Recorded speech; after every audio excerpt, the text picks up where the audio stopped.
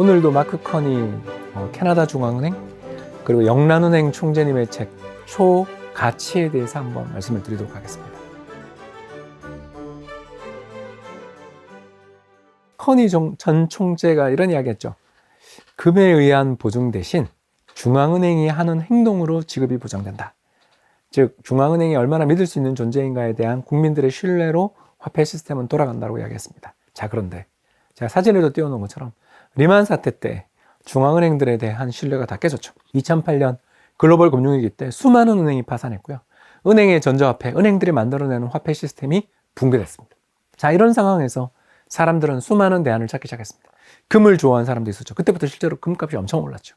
또 다른 사람들은 암호화폐를 선호하기 시작했습니다.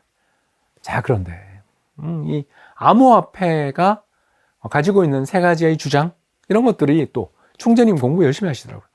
세 가지 주장에 대해서 실어놨는데 저도 이렇게 잘 정리된 책은 처음 봐가지고 한번 읽어보겠습니다.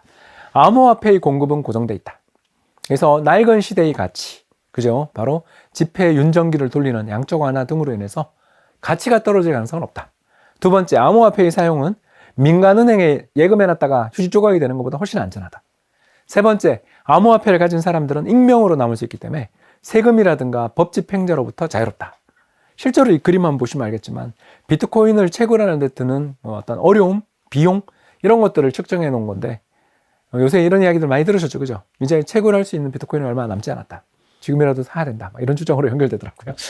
그런데 아무튼 어마어마하게 많이 채굴했다라는 것을 우리가 금방 알 수 있는 차트가 아닌가 싶어서 하나 가져왔습니다. 자, 그런데 커니 총재는 이에 대해서 의문을 제기합니다. 자, 극단적인 변동성, 네트워크의 확장성 부족, 그리고 신뢰의 부족에 대해서 살펴본 적이 있냐라고 이야기를 합니다.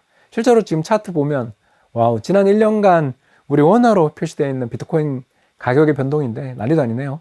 3천만 원이 8천만 원 됐다가 다시 4천만 원, 3천만 원 왔다 갔다 하고 있습니다. 극단적인 변동성들을 느끼는 이유는 뭐냐? 커니 총재는 내재 가치를 지니지 않음에 따라서 또 외부적인 보호도 없다. 두 번째는 이게 얼마나 효과적인 교환의 매개분이 될 것인가? 즉 비트코인을 제시했을 때, 이더리움을 제시했을 때, 혹은 도지코인을 제시했을 때 과연 이게 남이 그걸 받아줄 것인가? 네트워크의 확장성 문제겠죠. 세 번째는 뭐냐면 암호화폐가 제도적인 기관에 대해서 반대 의견을 제시하면서 탄생했지만 반대로 비트코인은 그러면 믿을 수 있는가? 비트코인을 많이 가지고 있는 고래들은, 웨일들은 믿을 수 있는 사람인가에 대한 보증이 있는가에 대해서도 질문해 본 적이 있냐라고 이야기를 합니다. 여기서부터 시작해서 이제 스테이블 코인까지. 정말 전 재밌게 읽었어요. 근데 제가 이 책을 읽으면서 또 하나 더 재밌었던 게 바로 뭐냐 하면 중앙은행들에게 한 이야기도 정말 좋았어요.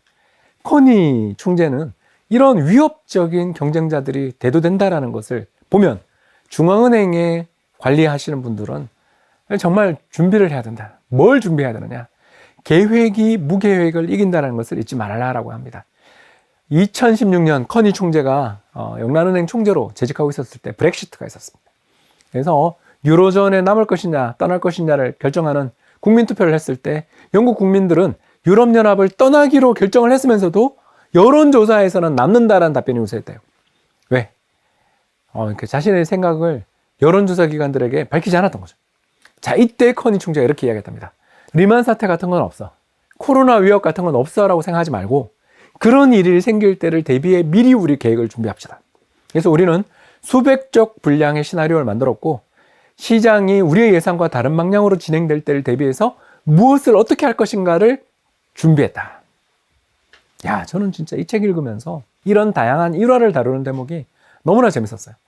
다양한 금융 상식도 일깨워주면서 역사의 흐름, 근본이제부터 신용화폐, 그리고 지금 암호화폐의 대두 속에서 혼란스러운 시대의 삶까지 잘 보여주면서 자신의 대안도 제시하는 것도 좋았지만 이런 역사의 중심 속에서 겪었던 일들을 생생하게 보여준다는 측면에서 소설처럼 읽히는 앞부분이 정말 매력적이었다고 생각되고요. 아마 수많은 우리 금융업계 종사자들에게도 도움이 되고요. 역사를 좋아하시는 분들도 이 책 읽으면서 참 재밌게 읽을 수 있지 않을까 생각됩니다. 물론 쉬운 책은 아니에요. 그러나 이 책을 읽으면 얻는 건 꽤 있지 않겠냐 이렇게 생각하며 이 책에 대한 소개를 마감할까 합니다. 더 자세한 내용들은 책에 많이 담겨 있으니까 책을 통해 지혜를 얻으시기를 바라는 마음입니다. 감사합니다.